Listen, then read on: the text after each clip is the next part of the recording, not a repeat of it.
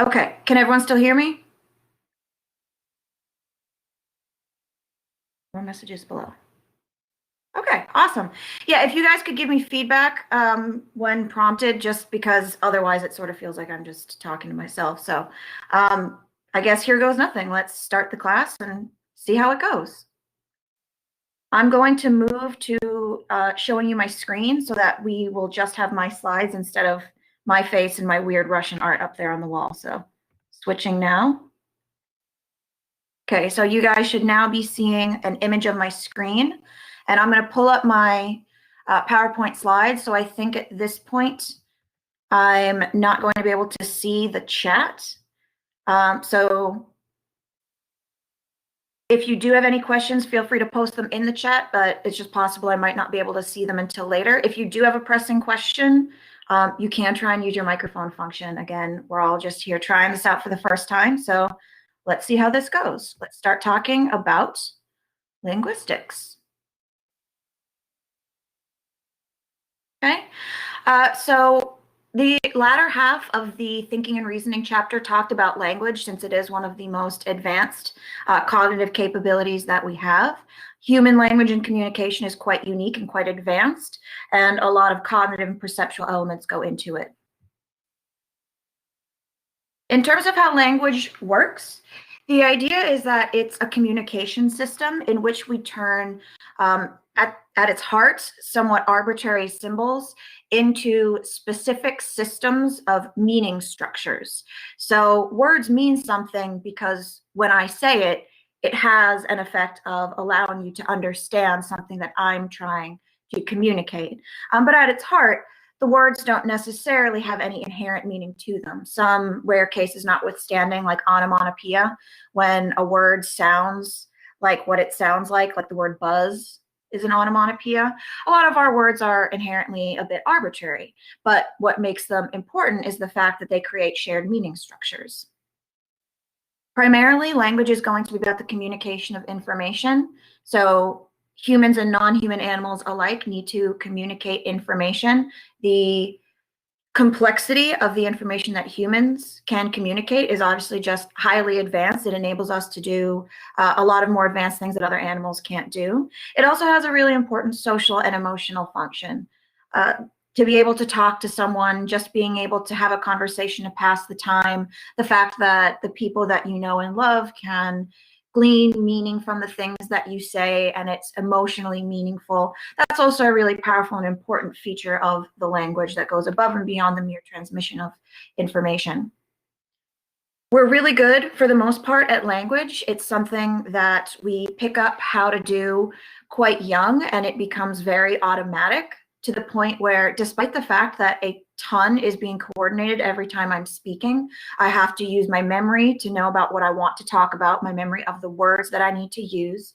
I need to coordinate the muscular movements that let me actually verbalize the sound. It becomes so practiced that it becomes automatic. But we'll talk a little bit about how babies develop language that illustrates how this is not necessarily something that we have automatically right out the gate when we're born, but it's something that we're highly attuned to and capable of doing. To successfully execute language, 4 levels of linguistic analysis need to come together to ultimately create the things that you want to say. So it starts from the most basic, the phonemes, the actual individual sounds that we make that by themselves might not necessarily have any meaning. But once we cluster together a series of phonemes, it creates these smallest meaning pieces that we call morphemes. When we string together a series of meaningful morphemes in a specific rule-based structure, we call that linguistic syntax. So the fact that different languages, have the subject of the sentence followed by the action, that's all going to vary language to language, but the syntax is the order system of rules that coordinates how I can administer a specific message based on the unique order and sequence of the morphemes.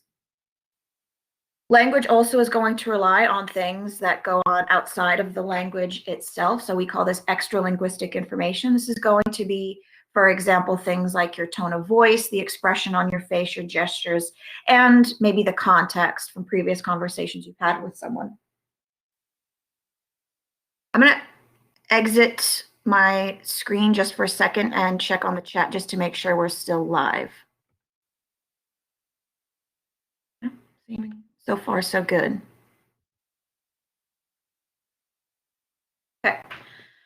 So like I mentioned, phonemes are the smallest unit that comprise language. These are the individual sounds that we're able to create. B, d. These individual sounds are what, at its most basic level, constitute ultimately the bigger meaning structures that are in the sentences and the conversations that we have. Language to language, there's a unique set of phonemes that are involved in the successful execution of that particular language. There might be only around 100 total phonemes that humans are capable of producing, and languages vary in terms of which phonemes are applicable. In English, we're talking 40 to 45, so it's somewhat advanced, but kind of middle of the road. But as anyone who has struggled in learning, let's say, Spanish to pronounce the rolling double R in the word, I'm so sorry, ferrocarril, it's going to be something that the native English speaker who did not grow up making that noise is going to have a really hard time successfully executing that particular noise. So these are things that all humans are capable of producing all 100 of these phonemes, but based on your experience, it might be the case that certain ones become more difficult for you because you've never practiced them. Morphemes are where phonemes are able to actually come together to create meaning. So it's going to be the smallest unit of meaning, your syllables or your short words. So this is going to be a particular sound that, opposed to b, is going to actually convey meaning. So it could be as short as dog, right? A very short one-syllable word, or your basic words like things that do mean something in a certain case. And this can also be your monosyllabic modifiers, things like the ed that goes at the end of English words indicating that something happened in the past. Syntax, like I mentioned, is the ordering, the grammatical structure that helps create the particular language system that you're currently speaking. So language to language, there are different rules governing the successful execution of syntax, the order that words happen in, and how you properly structure a sentence so that you can communicate consistent and coherent meaning.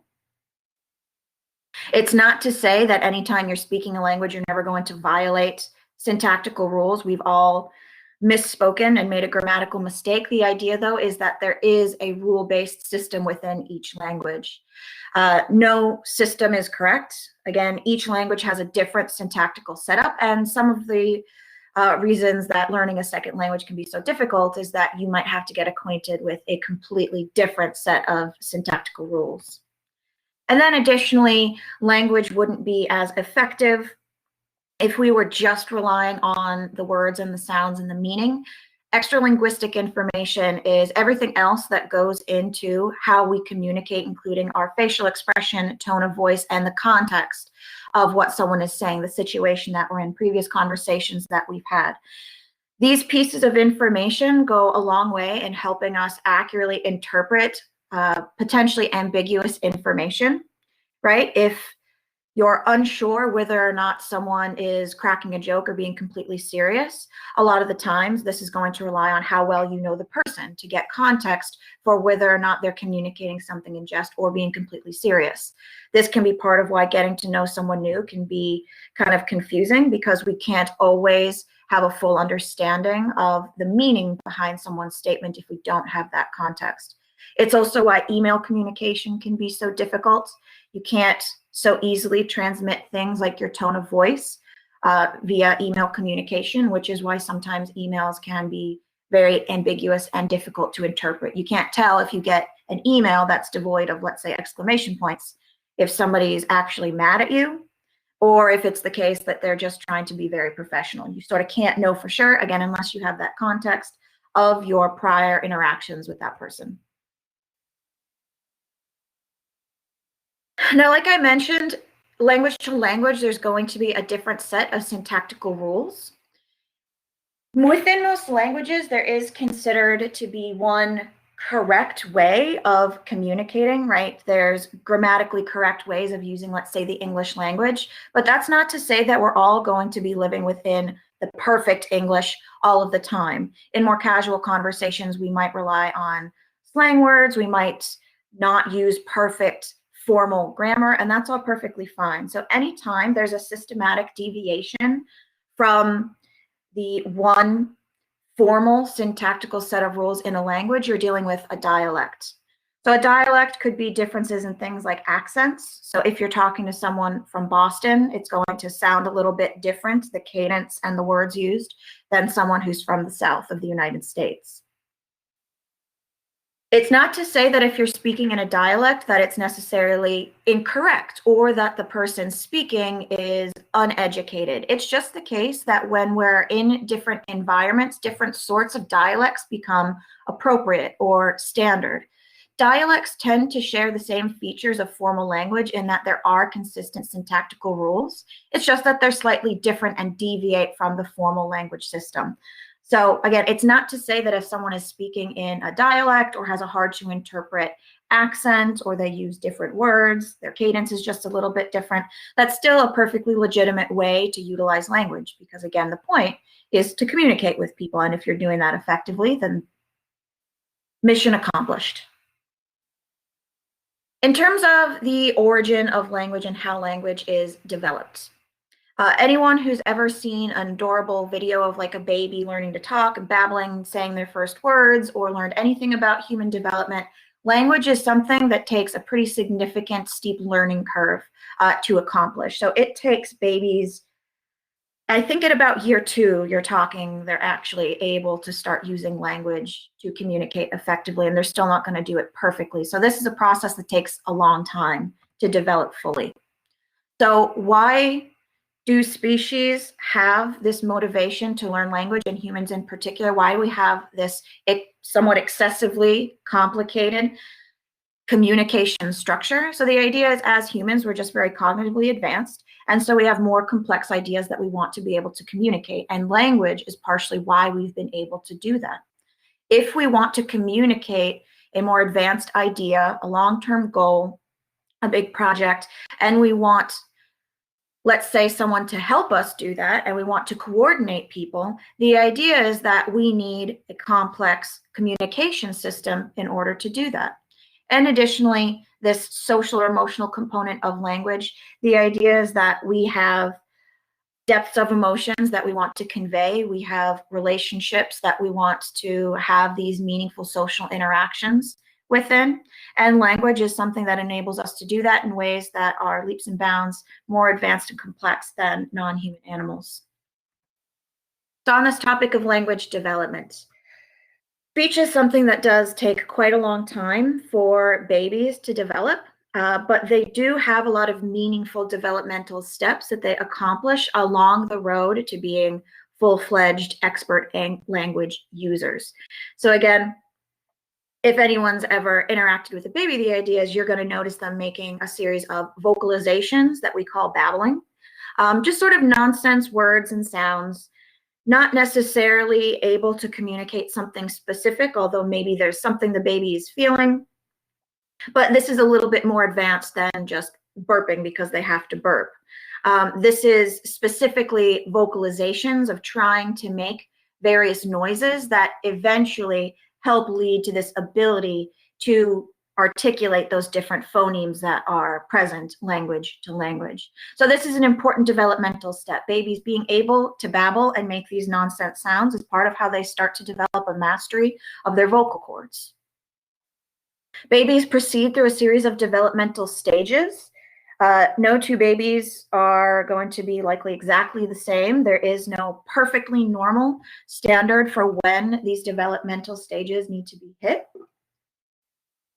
But we do have a rough idea of about how long these various developmental stages should proceed. So babies will be able to basically understand before they can actually produce various words. And they're going to struggle initially to coordinate all the sounds that they need. So they might make a lot of mistakes initially, and again, continue to make some of these more nonsense sounds. But they're going to be able to recognize meaningful words, typically around halfway into their first year. So something like their own name, or maybe something very meaningful like mama or dada, something like that. But other words should likely follow as they approach their first birthday. And they're going to start producing words around that stage. But again, they're not going to be doing it perfectly. They're practicing, they're developing mastery over this very, very complex skill. So they're going to make mistakes early on. So when we say over or underextend word meanings, to overextend a word meaning is to use it too broadly, and to underextend is to use it too narrowly. So babies are going to start to make these mistakes as they start to notice that certain words are associated with certain objects. They might misunderstand just how broad or how narrow that meaning is applied. But they'll learn through trial and error. As people make these corrections or just have conversations with young children, eventually they're going to get it right.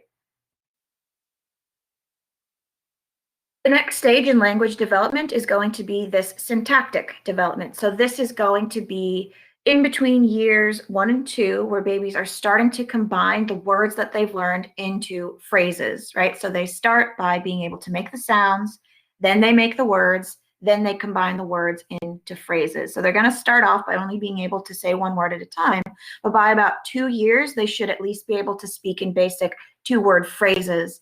And again, you can communicate meaning with as little as 2 words. So this is them beginning to develop that skill.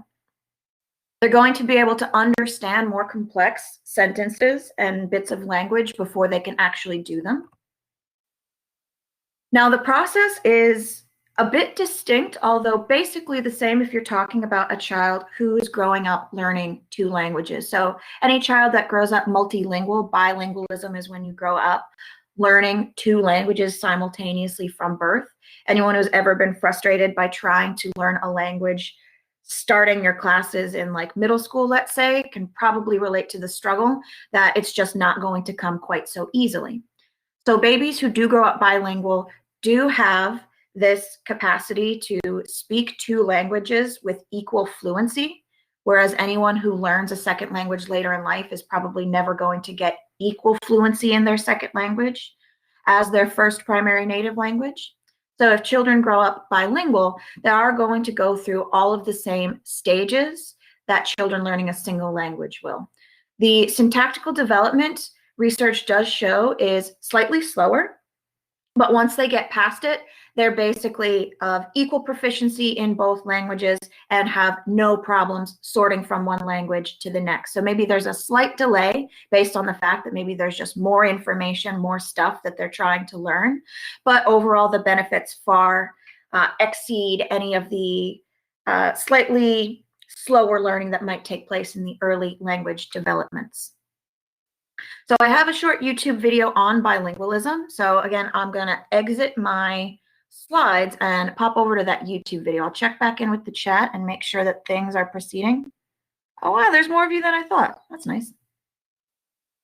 Okay, you guys want to watch a YouTube video? Again, just talking to myself here. All right. So let's start off with watching this 5-minute video about how babies become bilingual. You know that feeling when you get tongue-tied and words just come out as a jumbled mess? Maybe you forget a word or have mushy grammar or your pronunciation is all wrong. There are a lot of things to keep track of. It seems like learning one language would be hard enough for babies who already have trouble eating and not spitting up everywhere. But research has shown that infants are a lot more capable than you might think, especially when it comes to language. In fact, a lot of babies from bilingual families grow up fluent in both languages. Many psychologists think language is what's called an innate ability, or something we're born knowing how to do, like grasping objects and sucking on things. Classic cute baby stuff. So right from the start, babies are primed to learn a language.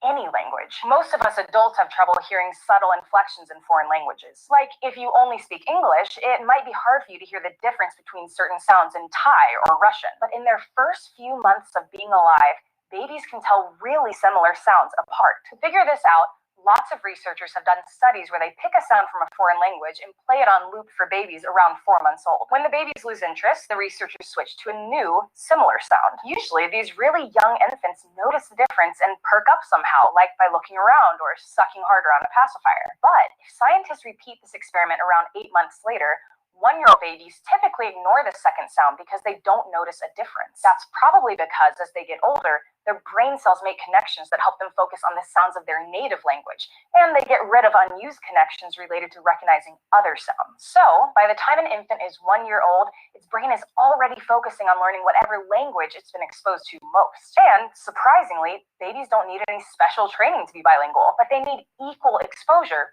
to both languages. Now, you might have heard that bilingual kids develop more slowly than their monolingual counterparts, or are more likely to have speech delays. But according to the research, that's just not true. That even applies to babies who grow up with one spoken and one signed language, like English and American Sign Language. As they get older, these kids keep their languages separate thanks to their awesome perception skills. Just by watching faces and listening to verbal patterns, they're able to figure out when they should be speaking which language by around the time they're 3 years old. And when they intentionally switch from speaking one language to another, like talking to their friends in English, but to their mom in Cantonese, that's called code switching. Now, even though monolingual and bilingual babies develop at the same rate, one study from the University of Washington suggests that their brains process language a little differently. Psychologists use electroencephalograms, also known as EEGs, to detect electric brain activity in some 6-month-old monolingual and bilingual babies as they played recordings of speech sounds in English and Spanish. Babies and EEG caps? Super adorable. They found that monolingual babies caused a spike on the EEG whenever a mismatched sound popped up, like a Spanish sound thrown in among a bunch of English sounds, or vice versa, which means they noticed a difference. But bilingual baby brains didn't notice when the languages switched. When the same babies were 10 to 12 months old, though, the results changed. The monolingual baby brains only responded when a sound in their native language interrupted a string of foreign sounds, but not the other way around. And the bilingual babies went from not noticing a difference to hearing both kinds of mismatches. According to the researchers, this means that monolingual baby brains seem to solidify connections faster to get ready to speak their primary language. But the bilingual baby brains stayed more flexible and didn't develop that wiring until later on. Turns out that this flexibility can have some developmental perks too. One study published in the journal Science found that bilingual babies may be better at learning rules and switching between them than monolingual babies. In the study, 1-year-old infants were taught that when they heard a certain pattern of sounds,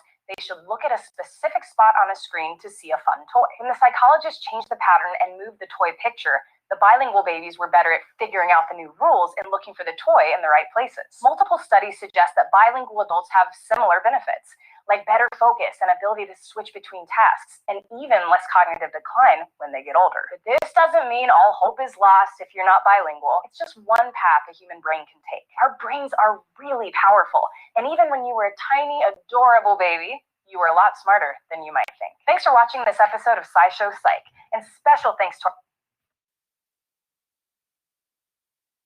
Okay. So again, I'm guessing the presentation of the YouTube video worked.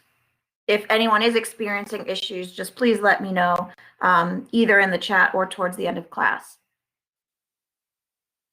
Okay. So it's obviously the case that babies are basically language sponges early in life, and it is still going to be a process that takes a couple years worth of developmental stages. But it is important for babies to get exposure to language early in their life in order to start to develop these skills to be able to use language easily and automatically.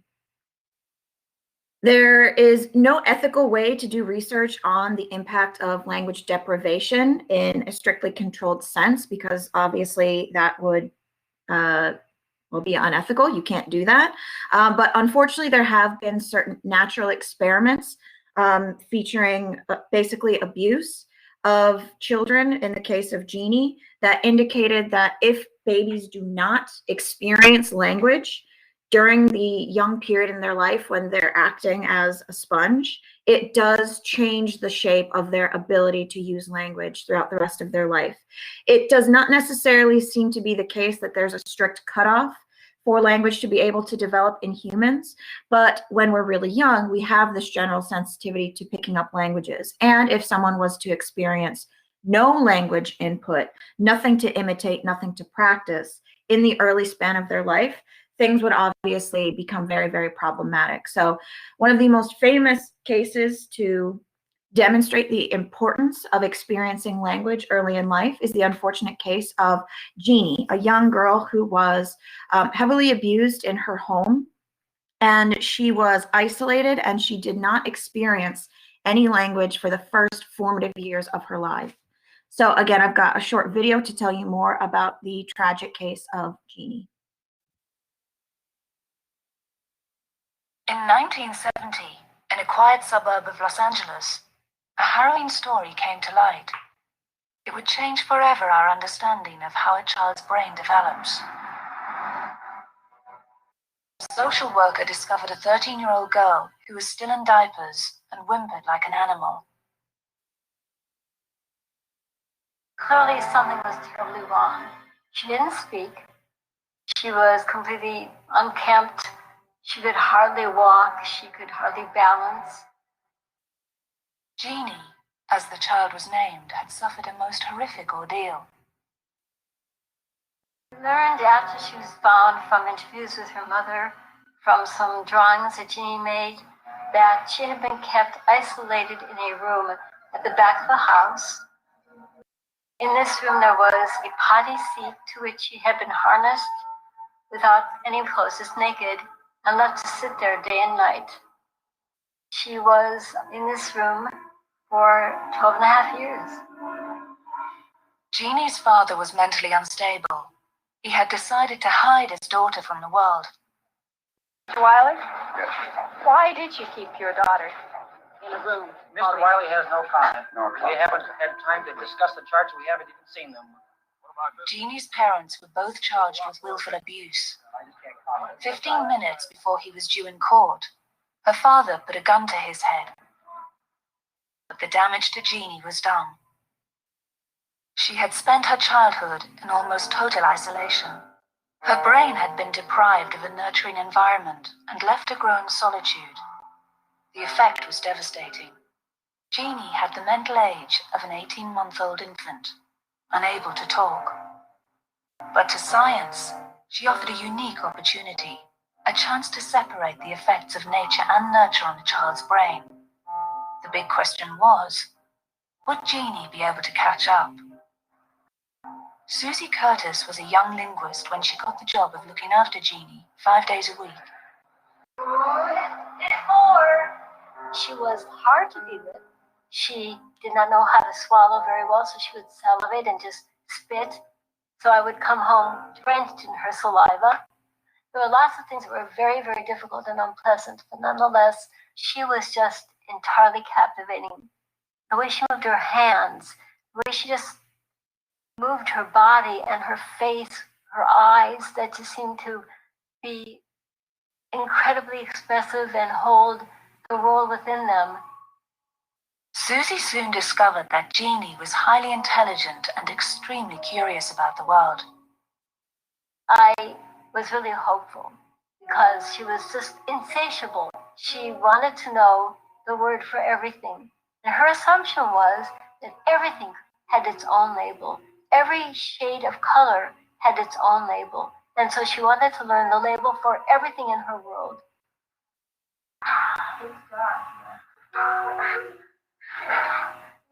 She continued to develop a huge vocabulary. I could no longer keep track of what she knew.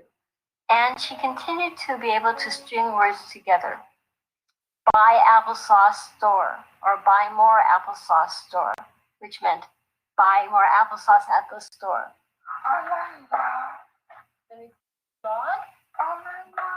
But the little bits and pieces of English that take those words and transform them into a grammatical sense never came in. All the question words like who, what, where, why, when, never. She never had any of them. Pronouns like he, she, it, they, him, her, not in her vocabulary. And so despite all the years that I was with her, where I saw lots of growth in lots of other areas, She didn't ever learn the grammar of English. Jeannie never worked out the fundamental rules of language. Her brain had missed a critical stage of its development. In the first years of life, the main job of the brain is to make sure all the brain cells are wired up correctly. Surprisingly, it's not just a matter of making connections, but cutting them. A 3-year-old has twice as many connections between brain cells as a grown-up, and they're jumbled and chaotic. To work properly, the brain must decide which connections to keep and which ones to cut. Trillions of connections need to be checked. So the brain uses a brutal but effective rule. Use it or lose it. Because Jeannie's parents hardly ever spoke to her, the parts of her brain responsible for grammar were not stimulated and were crippled for life. Jeannie's story did not have a happy ending. She went through a string of foster homes, was abused in one of them, and stopped talking altogether. She now lives in a care home in California. Jeannie's experience was extreme, but her case taught science that once a critical window of brain development has passed, there is no going back. A growing brain is both vulnerable and extreme.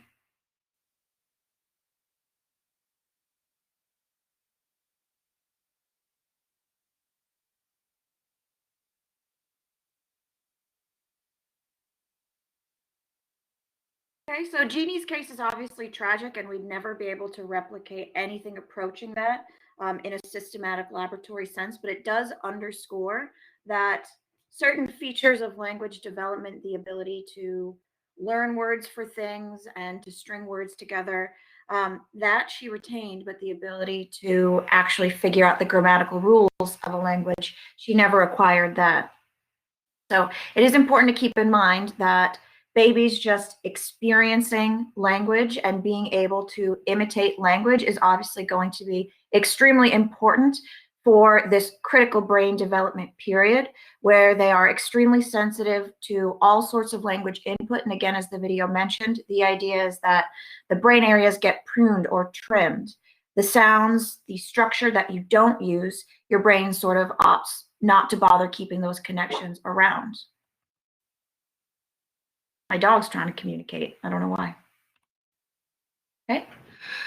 Other forms of language do exist, such as sign language. So this is going to be typically a system of language used primarily by deaf communities, and it relies on visual systems of communication. There's different versions of sign language, for instance, American Sign Language, and this is something that people in the deaf communities will rely on primarily as communication. And interestingly, the fact that the deaf community has a very unique system of communication creates a very distinct culture, actually. It's a distinct culture to inhabit, to be someone who can communicate in sign language and is a part of the deaf community.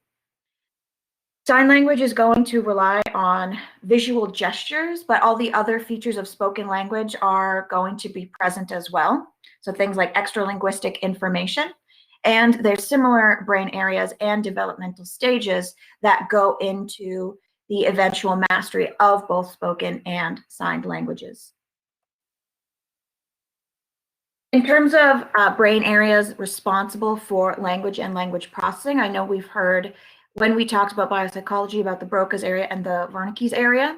So this goes to show that there are distinct brain areas responsible for language. It's not just one. It's too complicated and complex of a cognitive process to just live in one area or the other.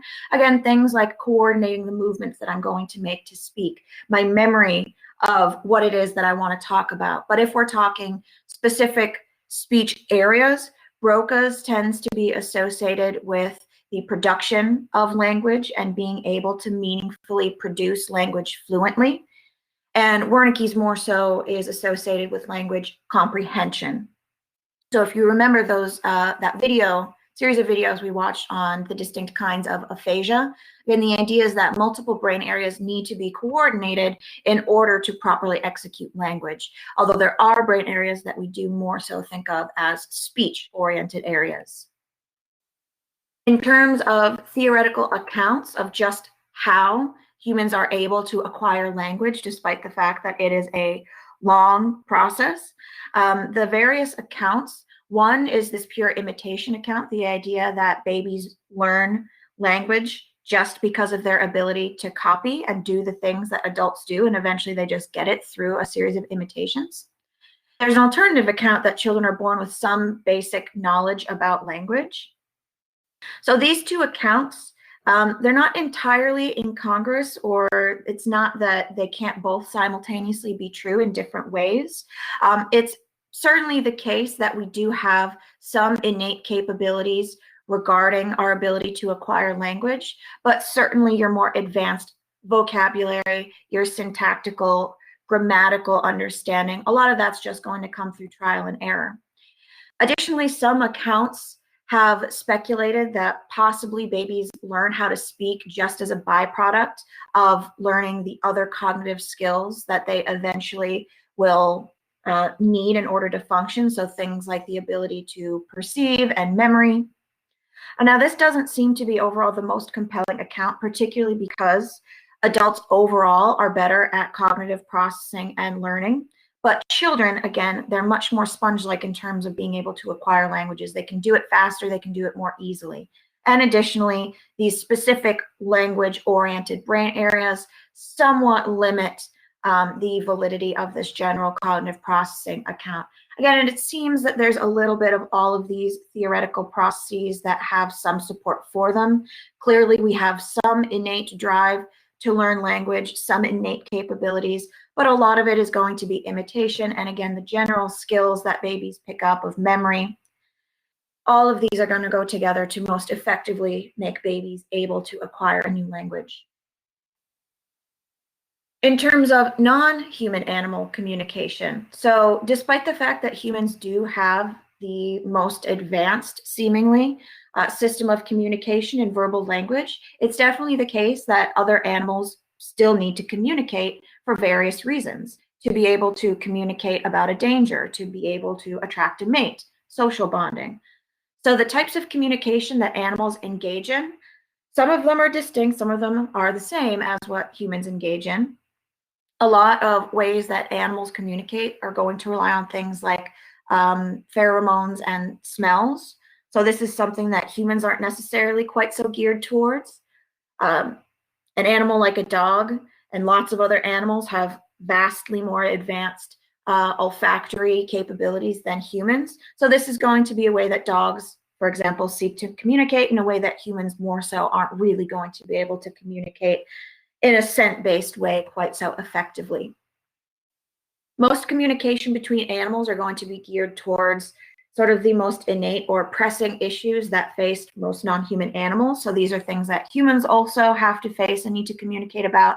But your basic social processes like communicating aggression or facing a threat or a danger and trying to attract a mate, these are the primary survival-based processes that most non-human animals engage in.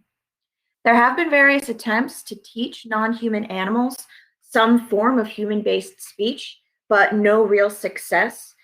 Essentially, you can obviously teach a parrot to make sounds akin to what a human could produce, more so than really any other species. A parrot, for example, can sound like a human, but in terms of really being able to communicate with the words that parrots learn, not so successful.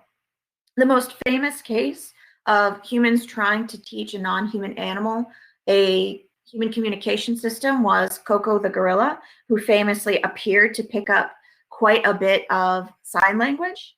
Now, again, it's sort of impossible to know at its heart whether Coco really understood exactly what she was trying to communicate. She clearly picked up quite a bit of a vocabulary in terms of being able to sign for different things. But whether or not she acquired a deeper sort of meaning perception that humans have, not quite so conclusive. Never did it seem like she could pick up the sort of grammatical or syntactical rules that would govern communication, even though she could pick up a fair amount of signs indicating various pieces of vocabulary. And famously, she really loved cats. She had a pet cat that she adored. Most advanced communication systems that we're aware of in non-human animals, this interesting case of the vervet monkey, they seem to naturally have a more advanced or well-developed series of pieces of communication than most other non-human animals. In terms of being able to communicate about danger or aggression, that's obviously a really important function that animals need to engage in. The vervet monkey, interestingly, has developed a series of indications that help communicate whether one predator or another is approaching. And they have these different symbols and signs and ways of communicating which predator is approaching. So it's a little bit more of an in-depth meaning system than just communicating, is there a threat, yes or no? It's a little bit more advanced than that.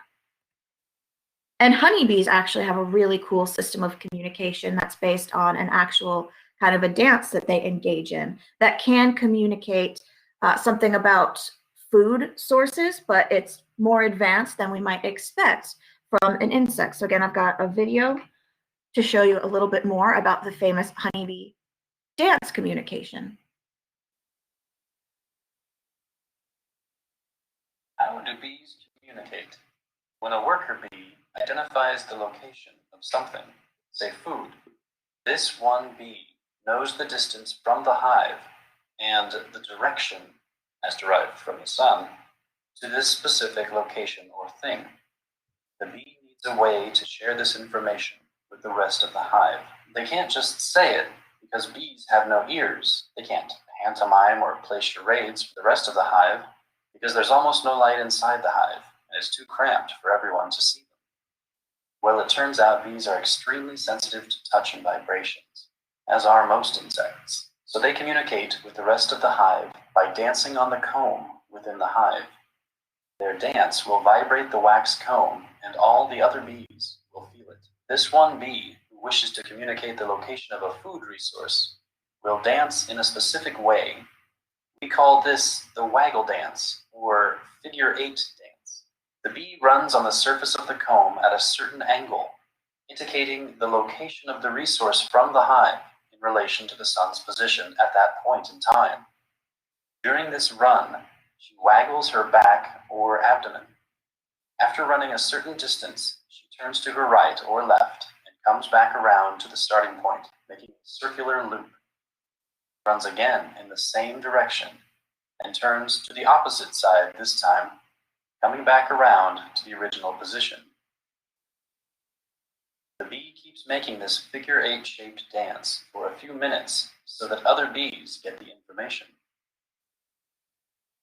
The speed, or number of times she waggled her back, indicates the distance to the target location.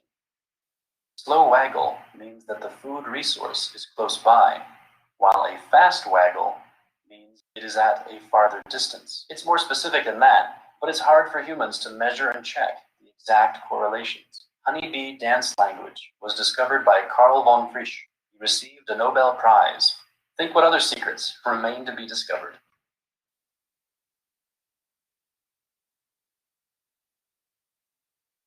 So even though we obviously think of human communication as the most advanced communication system possible, and it is true that we can accomplish amazing things with all of the words that we can use and our ability to understand other people, we can accomplish amazing things based on how complicated our speech pattern is. And it might be hard for us to conceptualize just how smart and complex non-human animal communication could be, because like the video mentioned, we just sort of can't understand it to that level of precision. And the fact that they have such a strong perception of touch and vibration, again, it's the kind of thing that we can't really understand. We're just relying on a vastly different communication system.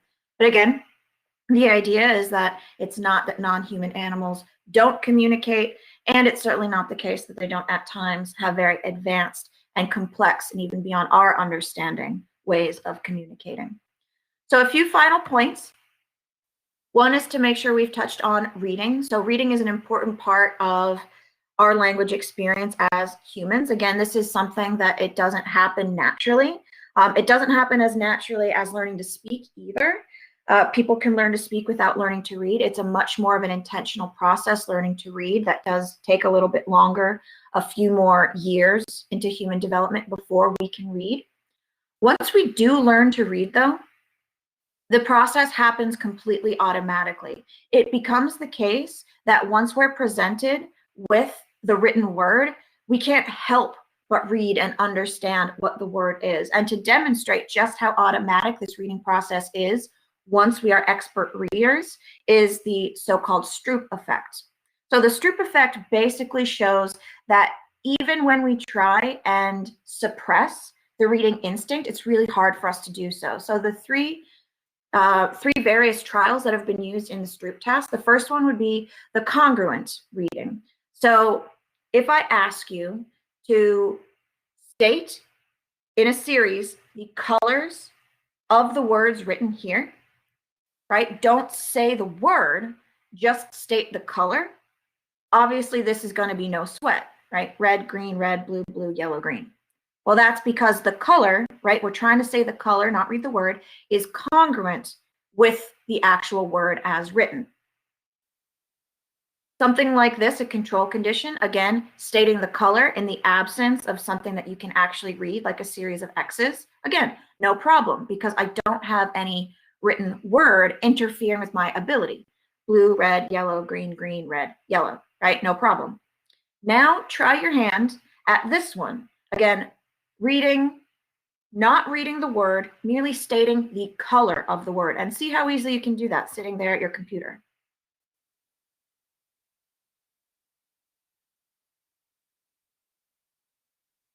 I didn't even want to try because I knew I'd screw it up, right? It's hard.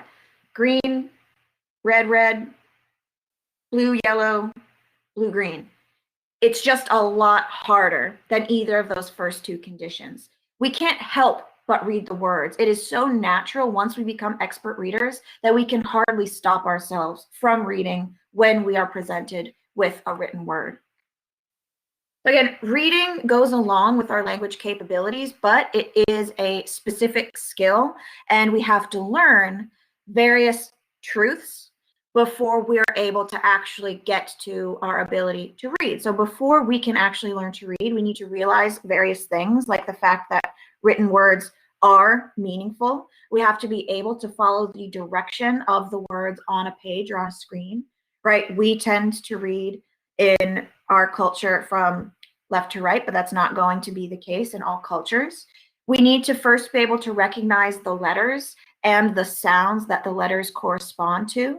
And from there, we can start to string things together. So when we were learning to read, right, the process was seeing a word and trying to sound it out a letter at a time until you sort of had that aha moment of what was written and the word that it actually corresponded to. Once we get through these more basic skills, and again, it takes a while, learning to read does take a while. I would say the average age at which most people learn to read is going to range from, I think, like 5, I would say, is average. Obviously, some kids are going to be ahead of the curve. Some people are going to be after the curve. In my experience, I'm pretty sure I learned how to read at about the age of 5. Additional skills that are going to happen over the course of learning to read. Again, one is this phonetic decomposition skill. So the idea is you're not going to know every single word that you come across that you read. And for most of us, the strategy is going to be sounding it out. And then maybe it's the case you realize then what the word was attempting to sound out. But if we're encountering an unfamiliar word, our first instinct is going to be to minimally sound it out.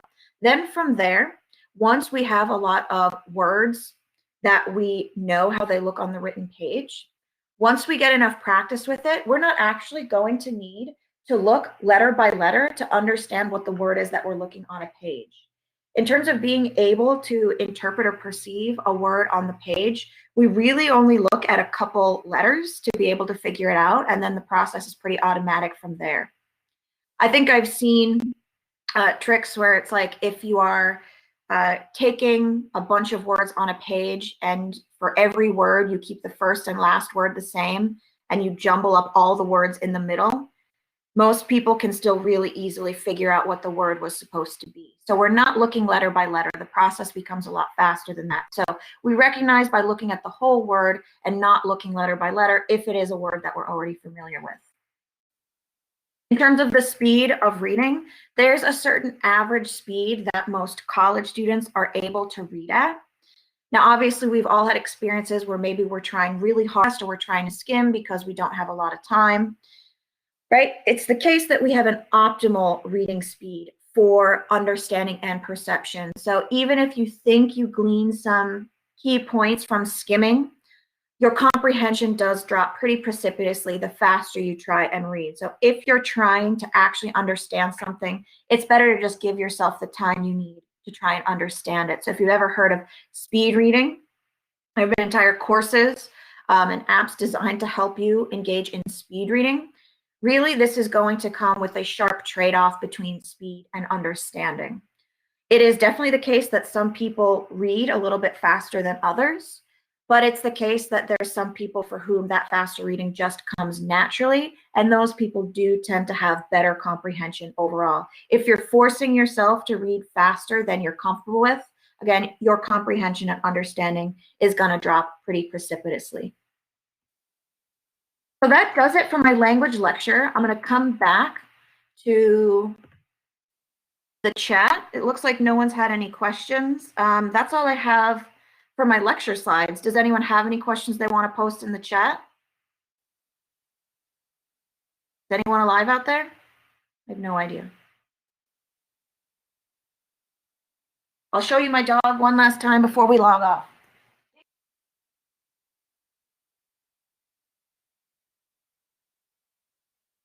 Okay.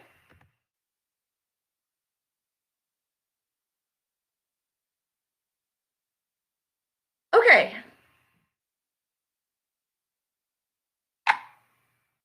So I think I'm back on webcam. So, yeah, thank you. So I really hope that went well. The timing worked well. It seems like more of you showed up than I expected. So thank you so much. Please give me any feedback you have. I really think this will be promising for being able to do discussion days, but I'm really hoping to get some understanding of how well this is functioning and if you guys liked it and how well it worked. Best ways to manage discussion groups. I'm going to be looking more into it over the next few days before we get to next week. But other than that, I really thank you guys for logging on. I'll share these, the video of the recording of this later. But other than that, I think we can call it a day. Thank you so much for joining me, you guys, and I hope you guys are staying safe. Safe travels if you're traveling, and I think we can end the conference there. So I hope you guys have a great day. Bye, guys.